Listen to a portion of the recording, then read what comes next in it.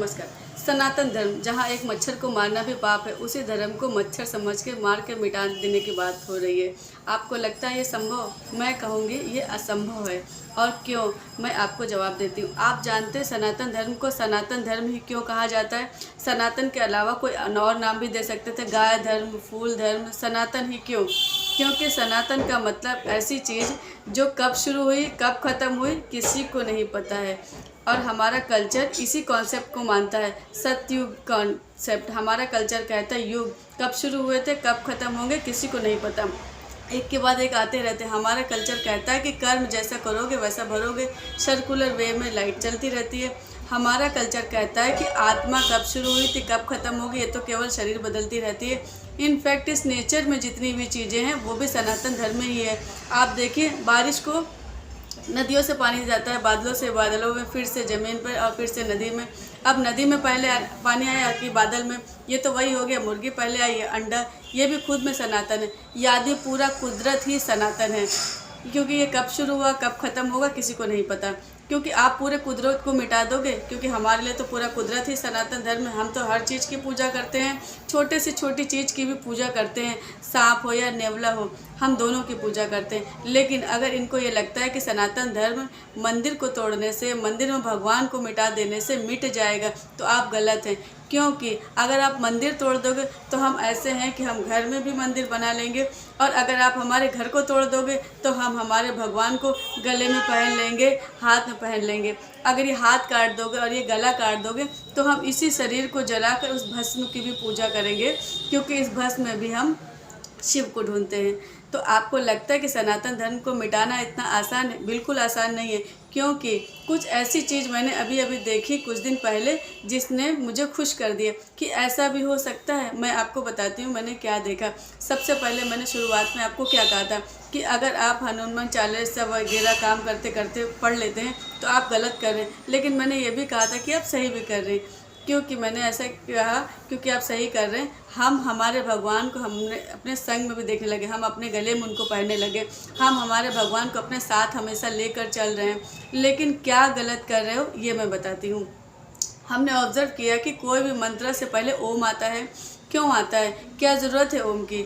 आप देखिए, हनुमान चालीसा शुरू होती उससे पहले श्री गुरु चरण आता है, और लास्ट में भी 2 लाइन आती है। हनुमान चालीसा की बीच की 40 लाइनें, लेकिन उससे पहले ये 2 चीज़ें आती हैं। हनुमान चालीसा सीधे स्टार्ट कर सकते, जय हनुमान ज्ञान गुण सागर, श्री गुरु चरण लिखने की क्या ज़रूरत थी? पर आप किसी भी आदि शंकराचार्य हो, चाहे तुलसीदास हो, चाहे वाल्मीकि जी हो, किसी भी की भी कोई भी कंपोजिशंस को देखो, आपको हर जगह शुरुआत में कुछ ऐसी चीज़ें दिखेंगी जहाँ पर एक एनर्जी को इन्वोक किया जा रहा है। कोई भी मंत्र है जिसमें पहले ओम बोला जा रहा है, ये इसी वजह से बोला जाता है क्योंकि ओम खुद में पुरुषार्थ है। जहाँ आप एनर्जी को इन्वोक कर रहे हो, सिंपल वे में आप एकाग्र कर रहे हो अपने शरीर की पूरी एनर्जी को। लेकिन हम क्या करते हैं आजकल, हम हमारे भगवान को ईजिली एक्सेस तो कर पा रहे हैं फ़ोन में, लेकिन हम काम करते करते हनुमान चालीसा सुनते हैं। गायत्री मंत्र की मैंने एक बार बात की थी कि गायत्री मंत्र इतना पावरफुल है कि आप उसको जब बोलोगे और अगर दिमाग में कुछ चल रहा हो तो वो रियलिटी में मैनिफेस्ट हो जाएगा। इसी प्रकार से ब्रह्मा जी ने इस पूरी सृष्टि को बनाया। आप कोई भी चीज़ सुन रहे हो, हनुमान चालीसा भी सुन रहे हो, तो ऐसे काम करते करते जो सुनते हो ना, ये गलत है। ऐसा मत करो। भगवान के लिए थोड़ा सा टाइम निकालो। अगर नहीं एक दिन टाइम निकलेगा कोई बात नहीं, लेकिन ऐसे काम करते करते हनुमान चालीसा वगैरह सुनना इट्स नॉट गुड, क्योंकि आपका माइंड उस एनर्जी में लीन होता है, उस लाइन में नहीं होता है, एकाग्रत नहीं होता है। लेकिन अब इसका भी एक सोल्यूशन है। कुछ दिन पहले मैंने एक एप्लीकेशन देखी जो हमारे इंडिया के किसी I10 ग्रेजुएट्स ने बनाए। ये स्टार्टअप में मानी नहीं हुई एप्लीकेशन जिसका नाम है श्रीमन। ये एक ऐसी एप्लीकेशन जहां आप अपने खुद के भगवान को स्थापित कर सकते हो। अपने कोई भी इष्ट देवता है, गणपति जी हैं, हनुमान जी हैं, शिव जी हैं, आप किसी को भी यहाँ पे स्थापित कर सकते हो। इस एप्लीकेशन को ओपन करके आप इनकी आरती कर सकते हो, आप उनको फूल अर्पित कर सकते हो, और उनसे जुड़ी हुई कोई भी सूत्रम है, मंत्र है, आरती है, सब कुछ सुन भी सकते हैं। मतलब बस में बैठे बैठे जो आप कर रहे थे उसे एकाग्रत होकर कर सकते हो। हम अपने फ़ोन को खोलिए और इस एप्लीकेशन को खोल लीजिए। इसी एप्लीकेशन में आपको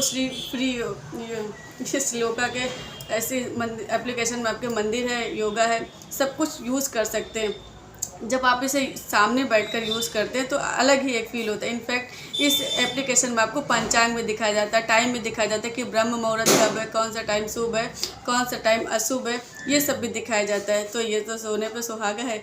तो ये एप्लीकेशन मैंने मेरे घर में बहुत सारे लोगों को दिखाई और ये सबको पसंद आई, तो मैंने सोचा कि आप लोगों को भी बता दूं, शायद आप में भी किस लोगों की मदद हो जाएगी। जो चीज़ आप शायद गलत कर रहे तो वो शायद सही हो जाए। आप जब भगवान का नाम लो, एकाग्रत होकर लो, तो आप इसको डाउनलोड करना चाहें तो लिंक डिस्क्रिप्शन में होगी, या आप ऑनलाइन में अपने फ़ोन में जाकर श्री मंदिर लिखिए और आपको ये एप्लीकेशन देखने को मिल जाएगी। हम ऐसे स्टार्टअप को सपोर्ट कर सकते हैं क्योंकि ये सनातन धर्म को मिटा नहीं रहे, बल्कि इस टेक्नोलॉजी में भी लेकर आ रहे हैं। टेक्नोलॉजी को तो मिटाना असंभव है अब, और इसी टेक्नोलॉजी में अब हम अपने भगवान को भी लेकर आ रहे हैं कि भगवान को ऐसे लो कि भगवान को सुनाई दे कि आप उनका नाम ले रहे हैं। आई होप आपको ये वीडियो से कुछ जानने को मिलेगा। कुछ छोटी गलती अगर आप करते हैं तो उसे सुधारने का मौका मिले। बस मेरी आपसे ये रिक्वेस्ट है कि आप इस प्रकार से भगवान का नाम लो। मैं देखती हूँ बहुत सारे लोग चलते फिरते लोग ले लेते, इट्स नॉट गुड। बाकी आपकी इच्छा है, आपकी लाइफ है। मैं बस कहती हूँ, मैं ये नहीं कहती हूँ कि आप मुझसे एग्री करो। That's it. धन्यवाद।